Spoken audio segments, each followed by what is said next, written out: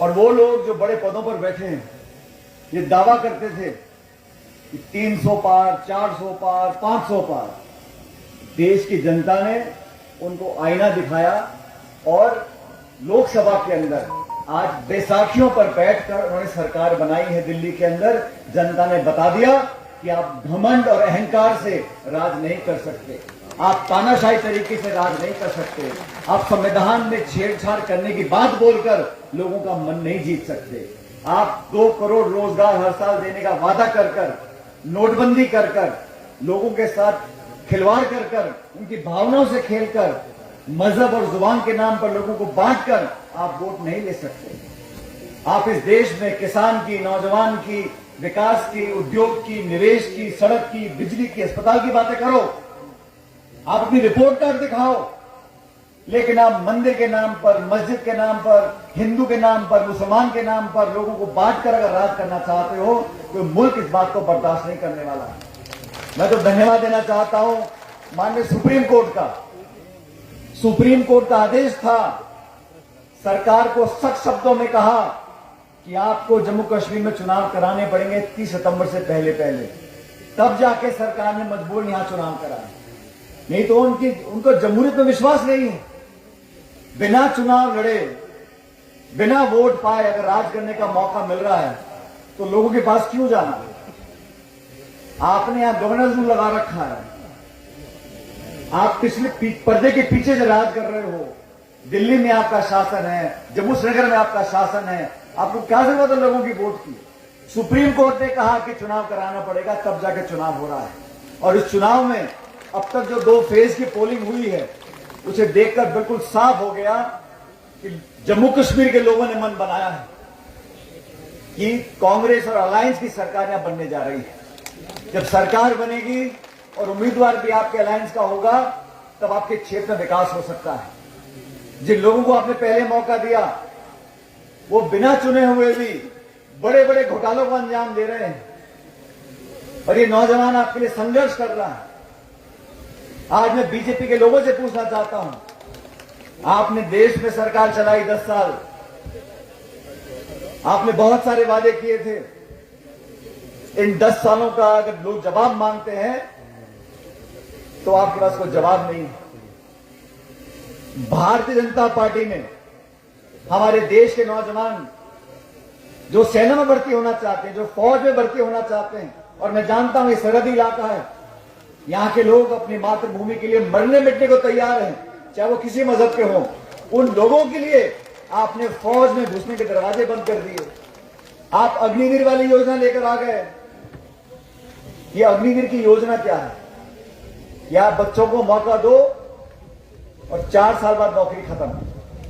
खुद तो 10 साल हो गए और 5 साल और मांग रहे हैं, खुद के लिए 15 साल, और जो फौज में नौकरी करेगा उसको 4 साल। फौज की नौकरी कोई आम नौकरी नहीं है। अपनी जान की कुर्बानी देने के लिए जो नौजवान वर्दी पहनता है, उसमें एक जज्बा होता है, जज्बात होते हैं। अपनी मिट्टी के लिए जान कुर्बान करना हर एक के बस की बात नहीं है। जो लोग उसमें जाना चाहते हैं, उनके आप दरवाजे बंद करना चाहते हो। लोगों के साथ खिलवाड़ करना, भावनाओं में लोगों को बहका देना, मजहब की बात करना, धर्म की बात करना, जाति की बात करना, बकरवाल, गुजर, पहाड़ी, डोगरा, राजपूत, हिंदू, ब्राह्मण, मुस्लिम, इसमें लोगों को घुमा कराकर आप लोगों का वोट ले लो, ऐसा होने वाला नहीं है। आज मेरे सामने जो लोग बैठे हैं, हर मजहब के लोग बैठे हैं, हर धर्म के लोग बैठे हैं। हमें हिंदू मुसलमान के चक्कर में नहीं पड़ना। हम सब इस धरती माता के बेटे हैं। हमें अच्छी सरकार चाहिए, अच्छा विधायक चाहिए, और ये नौजवान आपके बीच में सालों से संघर्ष कर रहा है। इसलिए मैं तो आपसे निवेदन करता हूं, आपने सबको परख कर देखा है। आने वाले समय में 8 अक्टूबर को सरकार हमारी बनने जा रही है। मैं हरियाणा में दौरा कर आया हूं। हरियाणा में भी 10 साल से बीजेपी की सरकार है, और ये डबल इंजन बोलते रहते हैं।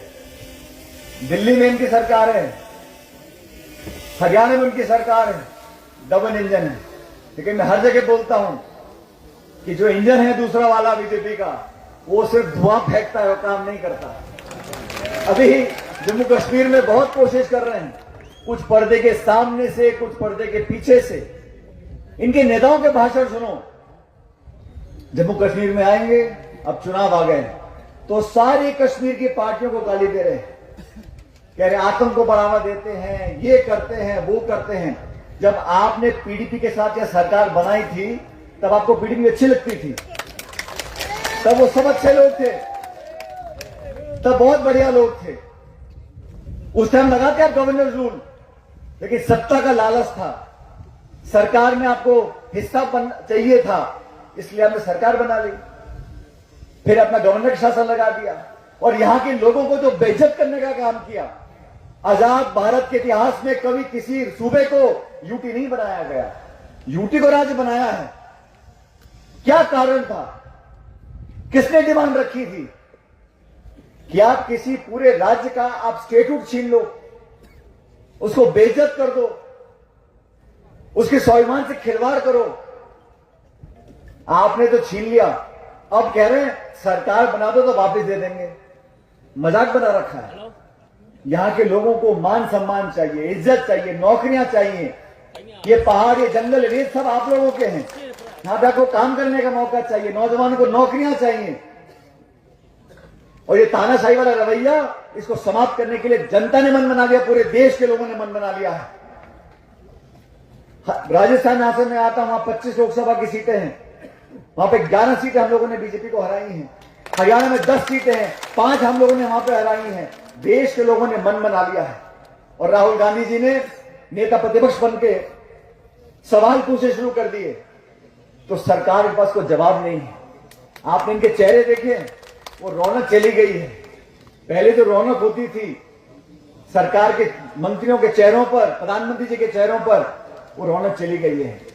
अब आपसे मैं इतना गुजारिश करने के लिए आया हूं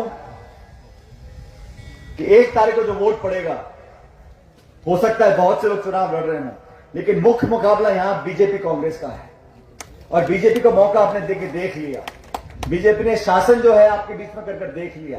अब आपको एक नई सरकार का हिस्सा बनना है और उसका एक ही तरीका है कि 3 नंबर के बटन पर, इस हाथ के निशान का बटन दबाकर इस सुमित नौजवान को, हमारे छोटे भाई को आप विधानसभा में भेजो। और मुझे पूरा विश्वास है कि हम लोगों ने जो गारंटी दी है, जो मैनिफेस्टो बनाया है, उसके आधार पर काम होगा। एक ऐसी सरकार बनेगी जो आपके हर चीज को, हर डिमांड को संज्ञान लेकर काम करने का काम